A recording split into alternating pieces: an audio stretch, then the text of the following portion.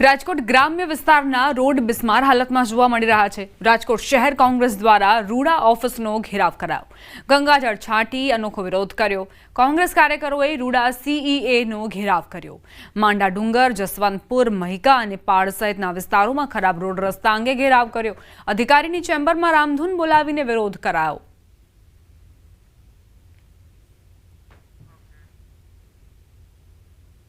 अंदर जी समावेश गामो छे एनी अंदर 2-5 फूटना 4 वर्षથી ખાડા છે પણ અધિકારીઓ એ ખાડાને દાગ નથી દેતા। તો એના માટે અમે રજૂઆત લઈને આવ્યા છીએ। અને બીજું એ કે સ્કૂલેથી છોકરાઓ નીકળે એના ફાધર ભેગા કે એના મમ્મી ભેગા નીકળે અને એ છોકરું પાછળથી પડી જાય ત્યાં હદ સુધી ખાડા થઈ ગયા છે। અવારનવાર વિરોધ પક્ષ તરીકે અમે લોકો વિરોધ કરી રહ્યા છીએ અને અવારનવાર અમે લોકો સરકારને રજૂઆત કરી રહ્યા છીએ કે રાજકોટ હોય કે રાજકોટ જિલ્લો હોય, રોડ રસ્તાના કામ કરવા એ તંત્રની ફરજ છે। પણ અત્યારની પરિસ્થિતિ મુજબ દરેક ગુજરાતના રસ્તા જો, રાજકોટના રસ્તા જો કે જિલ્લાના રસ્તા જો, કોઈ પણ રસ્તા છે એ પ્રોપર નથી। રાજકોટ શહેરી વિકાસ સત્તા મંડળ એ પ્લાનિંગ બોડી છે। રોડ રસ્તાની વાત છે તો રોડ રસ્તા, દરેક રોડ રસ્તા જે સપોઝ રોડાની અંદર 48 ગામ છે તો બધા જ રોડ રસ્તા રાજકોટ શહેરી વિકાસ સત્તા મંડળના નથી। રોડમાં અલગ અલગ સપોઝ આરએનબી પંચાયતના અમુક રોડ છે, આરએનબી સ્ટેટના અમુક રોડ છે, અમુક નેશનલ હાઈવેના રોડ છે, અમુક રૂડાના રોડ છે। ને રિંગ રોડ 2 છે એ રૂડાએ બનાવેલો, કારણ કે જે ઓથોરિટી રોડ બનાવતી હોય છે એ ઓથોરિટીને રિપેરિંગની જવાબદારી છે। રિંગ રોડ 2 છે એ રૂડાએ બનાવેલો છે। રિંગ રોડ 2 ની અંદર અત્યારે સપોઝ કોરાટ ચોકથી લઈને ભાવનગર રોડ સુધીનું કામ અમે શરૂ કરાવી દીધું છે રિપેરિંગનું। સમાચાર અમદાવાદથી પ્રાપ્ત થઈ રહ્યા છે। 7th ડે સ્કૂલમાં વિદ્યાર્થીની હત્યાનો કેસ, શાળાને મળેલી નોટિસ અરજી પર હાઈકોર્ટમાં સુનાવણી। 7th ડે સ્કૂલને હાઈકોર્ટે સૂચન કર્યું, મૃતક વિદ્યાર્થીની યાદમાં ફી માફ કરે શાળા। 10% જેટલા વિદ્યાર્થીઓની ફી માફ કરે શાળા। દર વર્ષે 1000 જેટલા વિદ્યાર્થીઓનો પ્રવેશ નજીવી ફીમાં કરવા સૂચન। જિલ્લા શિક્ષણ અધિકારીને પૂરતો સહકાર આપવા માટે પણ સૂચના અપાઈ છે। સ્કૂલ સેફટી પોલિસીની ચુસ્ત અમલવારી કરવા આદેશ કરાયો। શાળામાં બાળકોની સુરક્ષાની જવાબદારી શાળાની છે। શાળા ફિઝિકલ મોડમાં શરૂ કરવા અંગે વિચારણા કરાશે। 24 સપ્ટેમ્બરના રોજ વધુ સુનાવણી હાથ ધરાશે।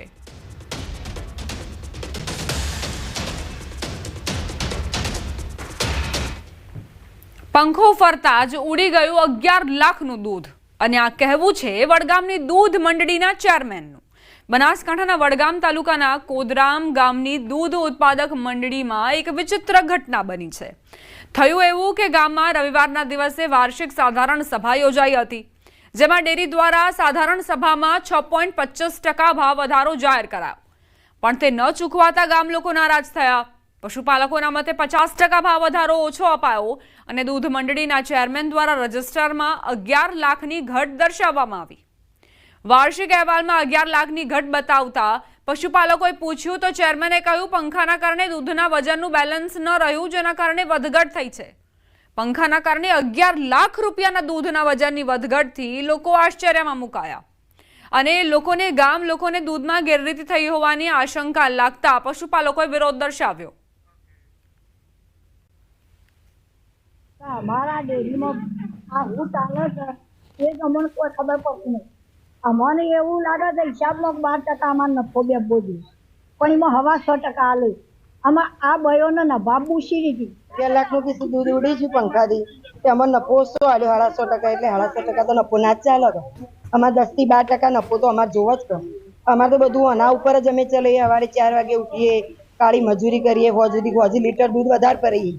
ના લો તો તાણ અમે તો જઈએ, છોકરો જીવડાવવા પડે ના જીવડાવવા પડે, અને પંખા દૂધ પી જાય ચાલે? મોની હોય તો મેં પી જોઈ। કોણ કે આવું? ગોમ ના કહેતા હશે, કોણ કે કાલ મીટિંગ 15 હતી અમે તો પણ આ દૂધ પીજું કોણ પીજું? કોઈ બહેરે પીધું, કોઈ આદમીએ પીધું, કોઈ ચેરમીએ પીધું, કોઈ મંત્રી પીધું, કોઈ ભરવા વાળા દૂધ પીજા। એ પંખા દૂધ પીવા માંડ્યા તો 2 પંખા અમારે ઘેર મોકલાવજો કે એક કોપી આપી તો એની અંદરથી અમે મોટી તપાસ કરી તો 11 લાખના દૂધની ઘટ જાણવા મળી। તો 11 લાખના દૂધની ઘટ કેમ પડી છે એવો પ્રશ્ન પૂછ્યો તો ચેરમેન દ્વારા એવો જવાબ મળ્યો કે આ પંખાનું જે વાઇબ્રેશન થાય છે ને એનું વજન કોટા ઉપર નિયંત્રણ ના રહેવાના કારણે આ ઘટ પડી છે। જૂનાગઢ જિલ્લામાં શિષ્યવૃત્તિના 4.60 કરોડ રૂપિયાનું મસમોટું કૌભાંડ આચરવામાં આવ્યું એવી ચોંકાવનારી માહિતી સામે આવી છે। આ કેસ અંગે પોલીસે તાબડતોડ કાર્યવાહી કરી। જૂનાગઢ એસઓજી ટીમે 4 આરોપીઓને અટકાયતમાં લીધા અને હજુ એક આરોપીની શોધખોળ ચાલુ છે। આ કૌભાંડ હેલ્થ અને પેરામેડિકલ સેન્ટર ચલાવતા વ્યક્તિઓએ આચર્યું હતું, જેમાં કેશોદ, માળિયા, માણાવદર અને જૂનાગઢમાં 12 સંસ્થાઓમાં નકલી એડમિશન બતાવીને મસમોટું કૌભાંડ આચરવામાં આવ્યું. કોર્ટે 4 આરોપીઓને 6 દિવસના પોલીસ રિમાન્ડ પર મોકલ્યા છે. નાયબ નિયામક અનુજાતિ કલ્યાણ જૂનાગઢ કચેરીમાંથી સરકારશ્રીના પ્રવર્તમાન નિયમો મુજબ મળવાપાત્ર શિષ્યવૃત્તિના નામે વિદ્યાર્થીઓના ખોટા દસ્તાવેજો, ડોક્યુમેન્ટો રજૂ કરી તેમને શિષ્યવૃત્તિ નહીં ચૂકવી છેતરપિંડી કરે જે બાબતે સી ડિવિઝન પોલીસ સ્ટેશનમાં જુલાઈ 2023માં જે 12 જેટલા ઇન્સ્ટિટ્યૂટ કે સંસ્થાઓ છે તેમના વિરુદ્ધ 409, 406, 465, 468, 471 તથા 120B મુજબ નાયબ નિયામક શ્રી અનુજાતિના અધિકારીએ ફરિયાદ આપેલી. આ બાબતે ગુનો દાખલ કરવામાં આવેલો. સુરતના કીમ અને કોસંબા સહિત અનેક વિસ્તારોમાં ગેસ સિલિન્ડરને લઈને કકડાટ સર્જાયો છે, જ્યાં છેલ્લા 1 સપ્તાહથી ગ્રાહકો બુકિંગ કર્યા બાદ પણ સિલિન્ડરથી વંચિત છે. કલાકો સુધી લાઇનમાં ઊભા રહેવા મજબૂર બન્યા છે. લોકો દૂરથી ભાડું ખર્ચીને આવે છે, પરંતુ ખાલી હાથ પરત જવું પડે છે. એજન્સી સંચાલકોનું કહેવું છે કે પુરવઠાની અછત અને ટ્રાન્સપોર્ટની મુશ્કેલીઓના કારણે આવી સ્થિતિ ઊભી થઈ છે. ત્યારે તાત્કાલિક પગલાં લઈને રાહત મળે તેવી લોકો માંગ કરી રહ્યા છે.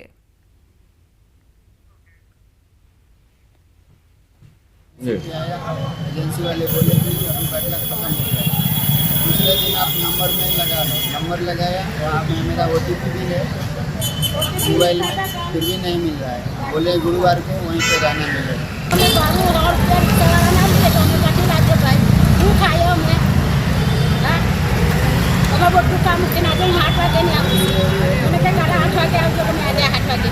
હું અત્યારે 10 વાગ્યાનો આવેલો છું, અડધો કલાકથી ઊભેલો છું અને હજુ વેઇટિંગમાં લાઈન ચાલુ જ છે.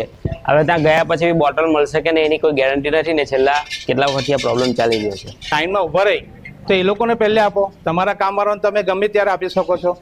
તો અમારે એ કેવું છે કે લાઈનમાં ઊભા રહીને પબ્લિક જે તકલીફ બેઠે છે, તો જેવી રીતના આ રાશન કાર્ડના વિભાગ કર્યા છે દુકાનના, એવી રીતના એજન્સીનો પણ વિભાગ કરવો જોઈએ. અને અહીંયા વૃદ્ધો પણ ઊભા રહે છે તકલીફમાં, તો આ લોકોએ બહાર આવીને કહેવું જોઈએ કે ભાઈ હવે સ્ટોકમાં સિલિન્ડર નથી તો તમે લોકો લાઈનમાં ઊભા નહીં રહો. કેમ કે આ લોકો અંદર બેસેલા હોય, એ લોકોને ખબર હોય છે કે સ્ટોક કેટલો છે. તો વધેલો સ્ટોક હોય તો માણસોને ગણીને પાછળથી ના કહી દેવું જોઈએ કે ભાઈ હવે તમે અહીંયા ઊભા ના રહો, તમને સ્ટોકમાં સિલિન્ડર નથી તો નહીં મળશે. 2 દિવસ પહેલાં મારી મમ્મી આવેલી, તો મારી મમ્મીની ઉંમરમાં ક્યાં અહીંયા ઊભા રહેવાના. 2 દિવસથી મારી મમ્મી પર આવીને ગયા છે. પછી મેં કાલે પણ નહીં મળ્યો, મારી મમ્મી આવીને ગયા. પછી મેં કીધું કે મેં જામ છું, એમને કોન્ટેક કરીને જ આવ્યો છું ને એમણે મને કોન્ટેકમાં કીધું છે કે હા તમને મળી જશે ને એ લાઈન પર છે. મેં કહ્યું લાઈનમાં અમે બોટલ બધું નોંધાવી લીધું છે. મેં કહ્યું લાઈનમાં ઊભા રહેવા પછી અમને બોટલ મળવું જોઈએ, પછી પાછા રિટર્ન નહીં થવું જોઈએ. તમારે કોઈ અફરાતફરી કરવાની જરૂર નથી. આ ઉપરથી મેન્ટેનન્સ નથી ગેસની બોટલનો, એટલે આ પ્રોબ્લેમ આવે છે. આમાં એજન્સીનો તો કોઈ વાંક જ નથી.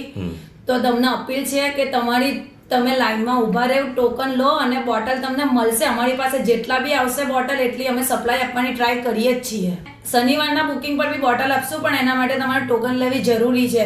અને જો અમારી પાસે ગાડી આવશે તો અમે ગામ ટેમ્પા બી મોકલી આપીશું. થોડું રસ્તાના અભાવને કારણે જે પેલા જે ગાડીઓ ખડી તે થોડી લેટ પડે છે અને એને લીધે થોડું એ સમયને એને એટલે કસ્ટમરને પેલું કેવું થાય કે ભાઈ પેનિક થઈ ગયું કે ભાઈ ગેસ નથી આવું થઈ ગયું. લાઈન પ્રમાણે જ આપણે આપીએ છીએ અને OTP લઈને જ આપણે આપીએ છીએ.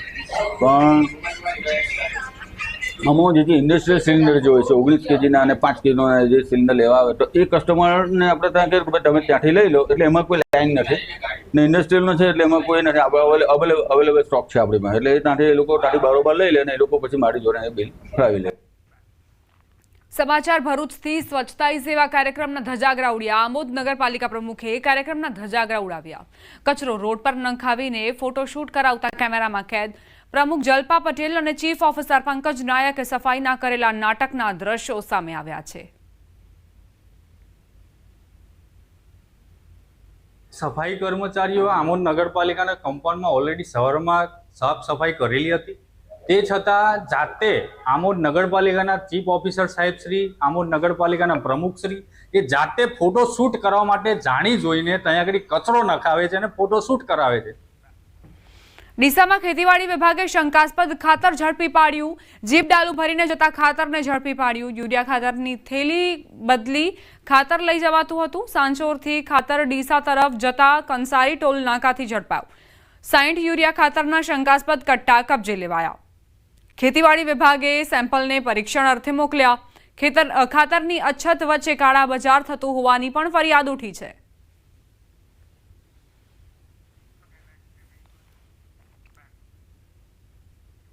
એક તરફ ખાતરની અછત છે, તેવામાં સબસિડીવાળું નીમ કોટેડ યુરિયા ખાતર મળવાની ઘટના સામે આવી. બારડોલીના મહુવાના તરસાડી ગામે 30 બેગ ખાતરની મળી આવી. શ્રીરામ રેઝિન પ્રાઇવેટ લિમિટેડના જવાબદારો સામે ફરિયાદ નોંધાઈ છે. સબસિડીવાળું નીમ કોટેડ યુરિયા ખાતર ઔદ્યોગિક હેતુથી વેચાણ કરાયું. નાયબ ખેતી નિયામકે મહુવા પોલીસમાં ફરિયાદ આપી. શ્રીરામ રેઝિનના જવાબદારો તેમજ જથ્થો સપ્લાય કરનાર ઋષભ ટ્રેડિંગ કંપની સામે ફરિયાદ નોંધાઈ છે. 30 બેગ નીમ કોટેડ યુરિયા હાલ FSLમાં મોકલ્યું છે. રિપોર્ટ આવતા સ્થળ પરથી 3 બેગ મળી આવી હતી. 1500 કિલોગ્રામ ખાતરના 57,000 રૂપિયા કરવેરા સહિત 67,260ની રકમનો FIRમાં ઉલ્લેખ કરાયો છે. 27 નંગ બેગ રેઝિન બનાવતી પ્રક્રિયામાં કંપનીમાં ઉપયોગમાં કરાયો હતો.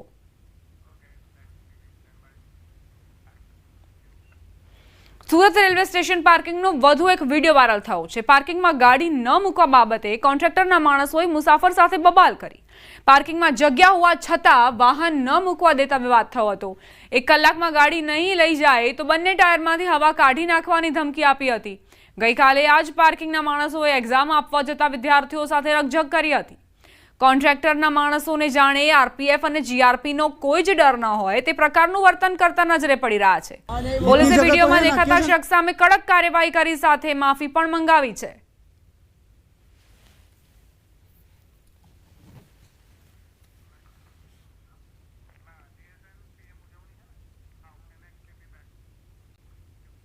આ તરફ સોમનાથ ટ્રસ્ટ દ્વારા PM મોદીના જન્મદિવસ નિમિત્તે વિવિધ કાર્યક્રમનું આયોજન કરાયું, જેમાં રાજ્યની તમામ સંસ્કૃત પાઠશાળાના 4,500થી વધુ ઋષિકુમારો અને ગુરુજનોએ મંત્રોચ્ચારથી PM મોદીને આશીર્વાદ પાઠવ્યા.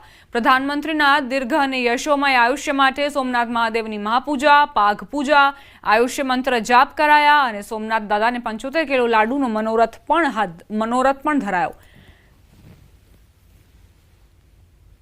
સાથે 4,500થી વધારે ઋષિકુમારોએ મંત્રોચ્ચાર કરી અને દેશના યશસ્વી પ્રધાનમંત્રી શ્રી અને ટ્રસ્ટના માનનીય અધ્યક્ષશ્રીને જન્મદિન નિમિત્તે શુભેચ્છાઓ પાઠવી હતી.